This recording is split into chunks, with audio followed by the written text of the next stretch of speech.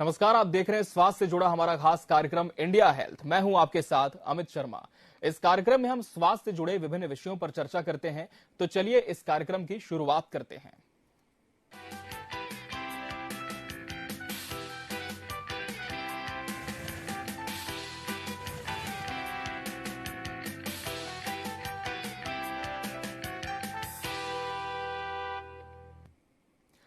दर्शकों, डायबिटीज आज एक गंभीर समस्या के रूप में अपनी पहचान बना चुकी है। पहले ऐसा माना जाता था कि ये बीमारी अधेड़ उम्र के बाद होती है, मगर अब ये नौजवानों को भी अपनी गिरफ्त में लेती जा रही है। आज हम डायबिटीज के कारण, लक्षण और उपचार पर चर्चा करेंगे और इसके लिए हमारे साथ स्टूडियो में मौजूद हैं MBBS MD doctor Satyajit Sahu ji. आपका बहुत बहुत स्वागत है सर। नमस्कार। दर्शकों, आपको बता दें कि डॉक्टर सत्यजीत साहू जी रायपुर स्थित डायबिटिक क्लिनिक में कंसल्टेंट हैं। एक निजी अस्पताल में भी अपनी सेवा दे रहे हैं। इसके साथ साथ ये आदिवासी अंचल में निःशुल्क हेल्थ कैंप लगातार संचालित कर रहे हैं। इसके अलावा गरीब और जरूरतमंदों के लिए सेवा भाव से इलाज करते हैं। और आज हम सर से जानेंगे कि डायबिटीज आखिर है क्या और किस तरह से इसका जो उपचार है वो हो सकता है। सर, सबसे पहला सवाल तो यही है कि डायबिटीज, जिस तरह से मधुमेह सुनने के बाद ही बहुत चिंता हो जाती है, हम आपसे समझने का प्रयास करेंगे कि मेडिकल टर्म में डायबिटीज को हम किस तरह से समझ सकते हैं।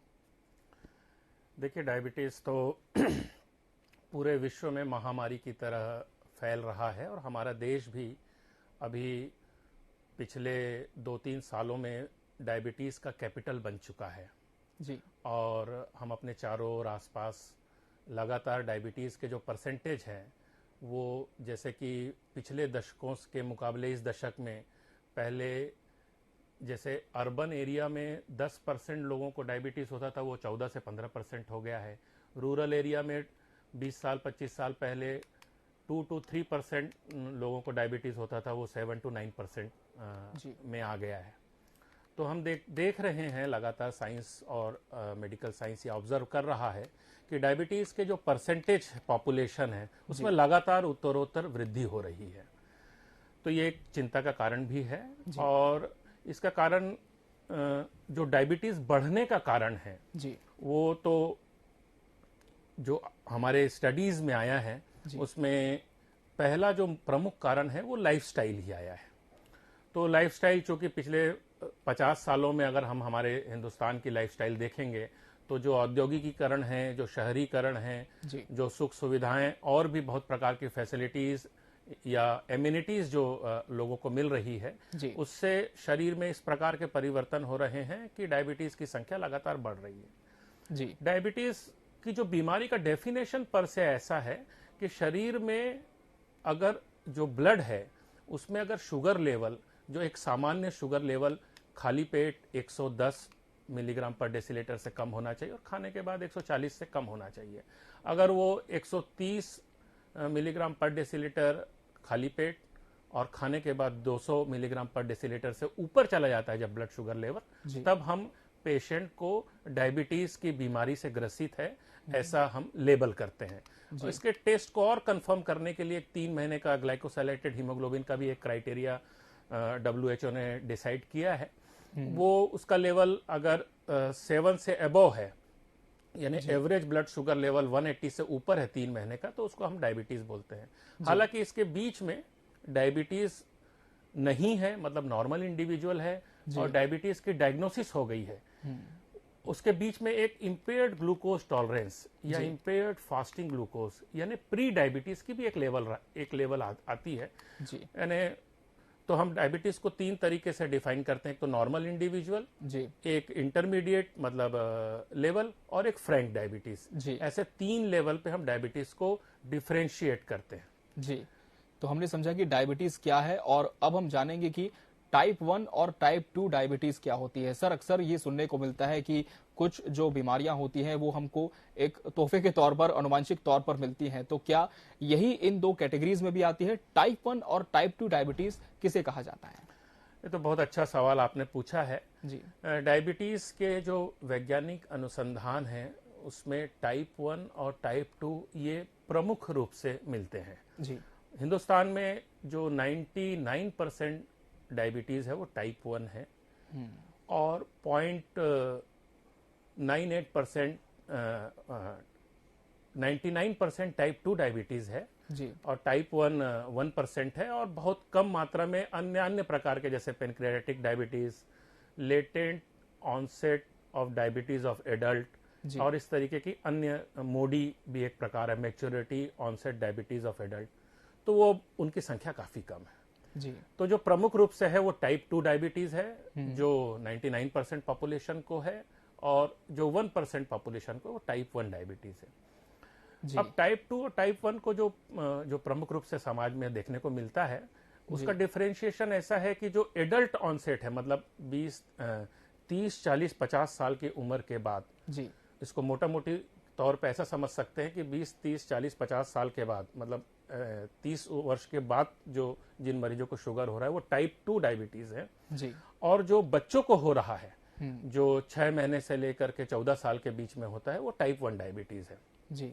इन दोनों डायबिटीज में जो प्रमुख फर्क है वो शरीर के अंदर जिन खामियों के कारण ये डायबिटीज होता है, मतलब उसके पैथोफिजियोलॉजिकल लेवल पे वो फर्क होता है। जी। टाइप 1 डायबिटीज जो बच्चों को होता है, उसमें होता यह है कि या तो अनुवांशिकी कारणों से, या इन्फेक्शन होने के कारण से, या ऑटोइम्यून के कारण से, या अन्य कारणों से भी जी। शरीर में जो पेनक्रियाज में जो बीटा सेल है जो इंसुलिन बनाने का काम करती है, वो पूरी तरीके से क्षतिग्रस्त हो जाती है। शरीर में insulin producing cell, beta cell अगर पूरे तरीके से क्षतिग्रस्त हो जाए तो शरीर इंसुलिन का निर्माण नहीं कर पाता है। और इंसुलिन एक वो हार्मोन है जो शरीर में ब्लड शुगर लेवल को कंट्रोल करता है। जी। अब चूंकि इंसुलिन बिल्कुल ही नहीं बन पाता है, हार्मोन है, शरीर में अन्य बहुत महत्वपूर्ण कार्य करता है ये इंसुलिन हार्मोन, तो उसके कारण शरीर में बहुत प्रकार की बीमारियां होती है। ज्यादातर ये बच्चे सबसे पहली डायग्नोसिस के लेवल पे बेहोशी की अवस्था में हॉस्पिटल में आते हैं, जिसको डायबिटिक कीटो एसिडोसिस बोलते हैं। तो अस्पताल में तो इसका इलाज ही होता है। उसका डायग्नोसिस होने के बाद इनके प्रमुख उपचार के रूप में बाहर से इंसुलिन देना, ये उपचार के रूप में पाया जाता है। टाइप 1 डायबिटीज की एक बहुत महत्वपूर्ण बात यह है जी कि इसकी डायग्नोसिस तो ऐतिहासिक संदर्भ में काफी समय पहले ही हो गई थी, आयुर्वेद के काल में भी, पर इसका जो उपचार है वो इंसुलिन की खोज के बाद ही हुआ। यानी 1929 में जब इंसुलिन की खोज हुई तभी इसका उपचार निकल पाया। तो इसीलिए इसके पहले, इंसुलिन की खोज के पहले, इन बच्चों जिनको टाइप 1 डायबिटीज होता था वो अकाल मृत्यु का शिकार होते थे। जी। तो इंसुलिन के आविष्कार के बाद इनके जीवन में एक नया ट्रीटमेंट के रूप में मेडिकल साइंस ने इसको पेश किया, और इसीलिए इंसुलिन के जो आविष्कारक को नोबेल प्राइज भी मिला, और ये लाइफ सेविंग है। तो ये टाइप 1 डायबिटीज है, बच्चों को होता है, इंसुलिन की कमी से होता है, इलाज इसका इंसुलिन है। चलिए, बहुत अच्छे शब्दों में हमने समझा, और हम उम्मीद करते हैं कि दर्शकों को भी अब ये बिल्कुल कंफ्यूजन नहीं रहेगा कि टाइप 1 डायबिटीज है या फिर टाइप 2 है। आमतौर पर सर हम देखते हैं कि हर बीमारी अपने साथ कुछ लक्षण लेकर के आती है। शुगर में, मधुमेह में किस तरह के जो आम लक्षण हैं वो देखने को मिलते हैं, और क्या उम्र के आधार पर ये लक्षण बदल भी सकते हैं? देखिए, शुगर के लक्षणों के बाबत थोड़ा कंफ्यूजन है लोगों को। जी। पहले तो एकदम ये बात बहुत क्लियर है कि 50% ऑफ पॉपुलेशन को बहुत समय तक कोई लक्षण नहीं होता है। जी। तो ज्यादातर लोग जो एक्सीडेंटल या अचानक शुगर चेक कराते हैं, या किसी दूसरे कारणों से अस्पताल में जाते हैं, शुगर चेक कराते हैं, तो पता चलता है। जी। तो कई बार ये मतलब उनकी एक समस्या होती है कि हमको तो अच्छा लग रहा है डॉक्टर साहब, लेकिन फिर भी हमारा शुगर निकल गया। तो ये समझना जरूरी है कि 50% लोगों को बिना किसी लक्षण के भी शुगर हो सकता है। पर फिर भी अगर मान लीजिए बहुत समय तक डायग्नोज ना हो पाए तो शरीर में लक्षण आने शुरू होते हैं। जी। तो पहला लक्षण है बहुत ज्यादा भूख लगना, बहुत प्यास लगना, वजन कम होना, जी, यूरिन में इन्फेक्शन बार बार होना, जी, आंखों की क्षमता में कमी होना, पाँव में झुनझुनी आना, और किसी भी प्रकार का कोई इन्फेक्शन हो तो उसको ठीक होने में टाइम लगना। जी। और कई बार उनको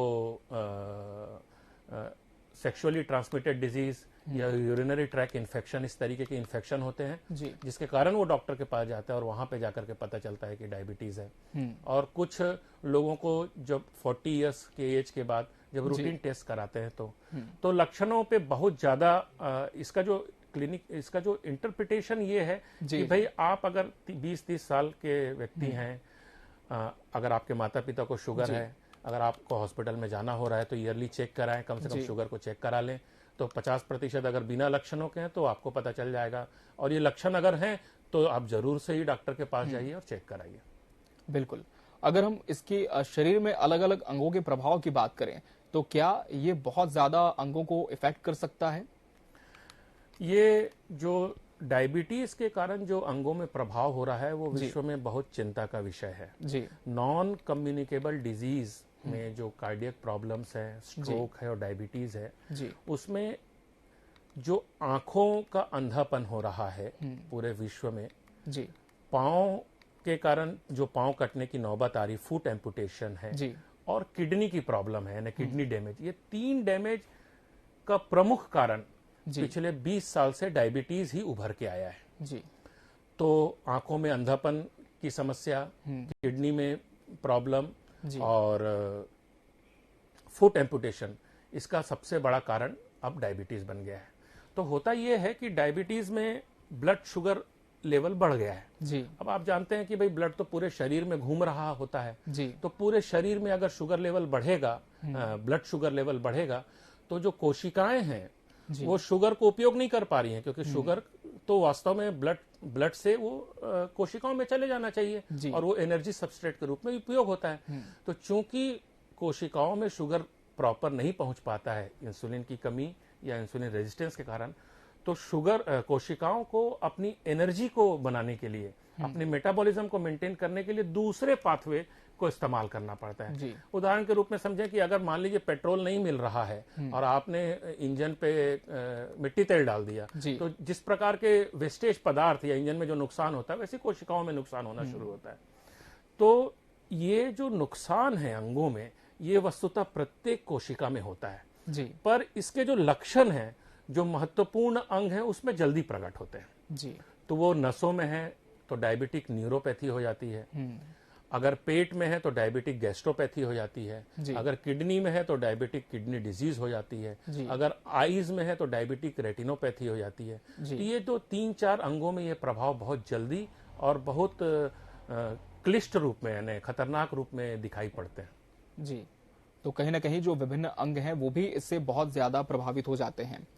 हम ये देखते हैं कि अक्सर कहा जाता है कि या तो आनुवांशिक तौर पर, जैसा कि आपने भी बताया सर, कि डायबिटीज होती है, या मीठे का बहुत ज्यादा सेवन होता है, लेकिन क्या इसके अलावा भी कुछ और कारण अभी तक स्टडीज में सामने आ पाए हैं? और मोटापे का बहुत ज्यादा संबंध कैसे माना जाए? ये बहुत इम्पोर्टेंट सवाल है। लगातार मरीज हमसे ये पूछते रहते हैं कि भाई हमारे मम्मी पापा को हो गया तो हमको हो जाएगा क्या? जी। क्या आनुवांशिक है तो हमको होना जरूरी है क्या?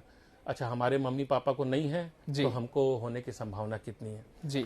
तो एक बात तो समझिए कि जो अनुवांशिकता है वो तो एक जेनेटिक कोड है। जी।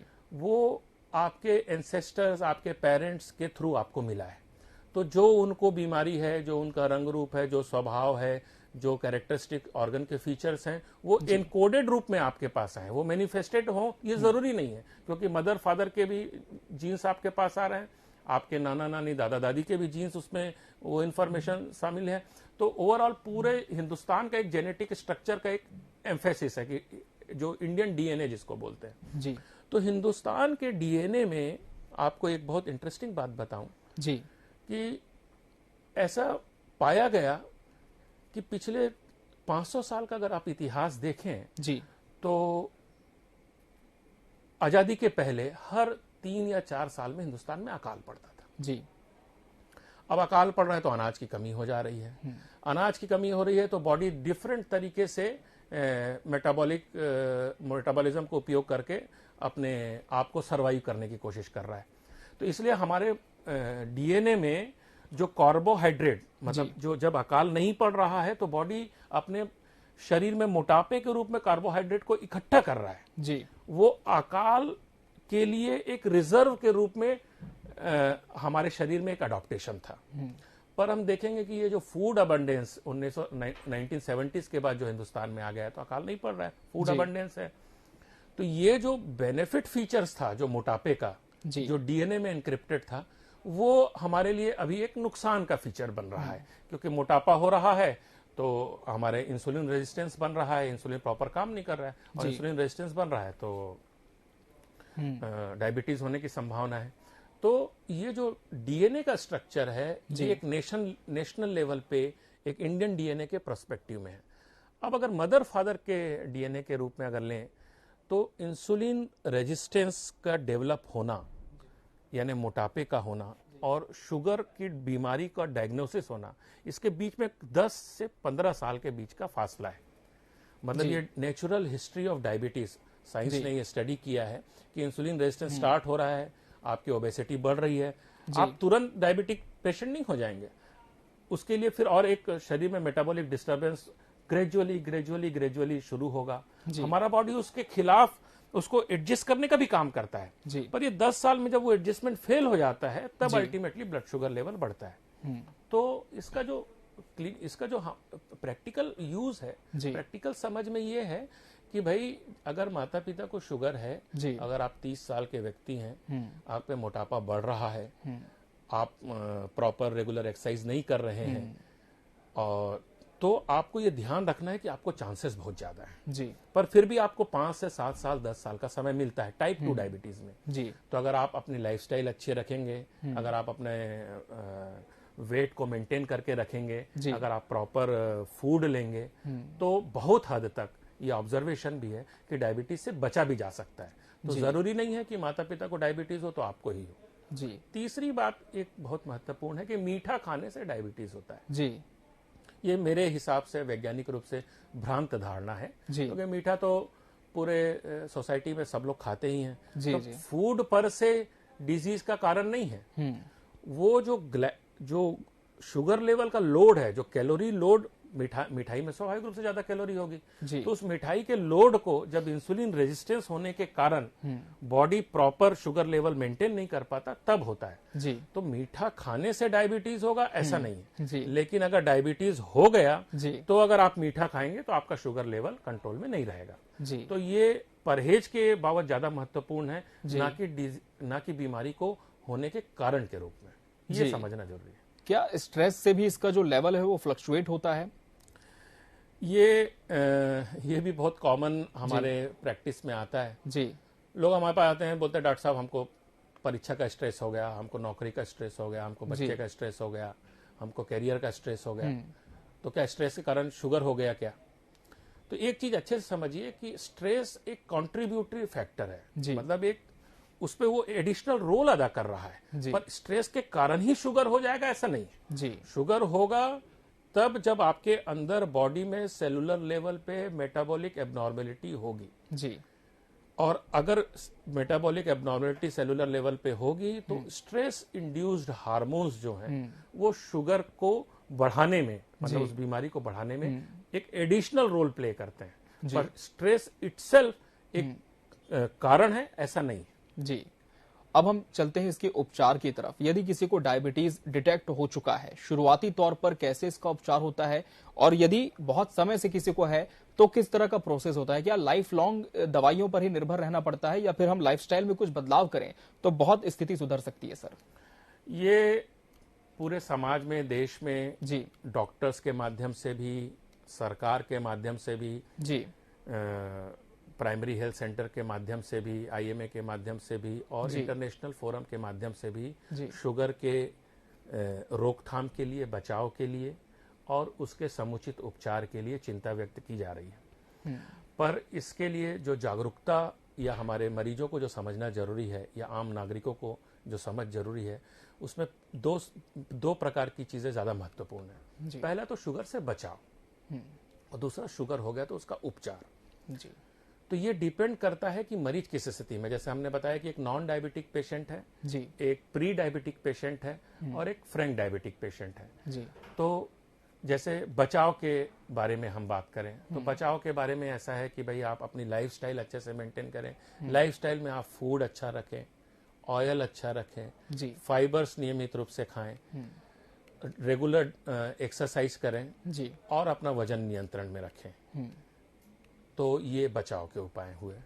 प्री डायबिटीज अगर है तो उस समय आपको दवा की उतनी जरूरत नहीं है, लेकिन आपको जो लाइफस्टाइल चेंजेस के जो पैरामीटर है उसको थोड़ा सा इंटेंसिवली करना पड़ेगा। मतलब आपको अगर आप 30% ओवरवेट है, जैसे हमारा एक थंब रूल है कि अगर आप 10% वेट को रिड्यूस कर लेते हैं, से अबाउट अगर आप 90 kg के व्यक्ति हैं तो 10% यानी 9 किलो, तो 9 kg अगर आप वेट रिड्यूस कर लेते हैं तो प्री डायबिटिक से आप नॉर्मल व्यक्ति के नॉर्मल उसमें आ जाएंगे। जी। दूसरा प्री डायबिटीज से बचाव का उपाय यह है कि अगर आप मतलब एक्सरसाइज करेंगे तो मांसपेशियों में जो इंसुलिन रेजिस्टेंस हो जाता है वो टूटता है। तो अगर आप रेगुलर एक्सरसाइज करें, वो एरोबिक और वेट ट्रेनिंग दोनों के ही अच्छे रिजल्ट्स हैं, तो वो एक दूसरा उपाय है। तीसरा उपाय फूड रिलेटेड है जी।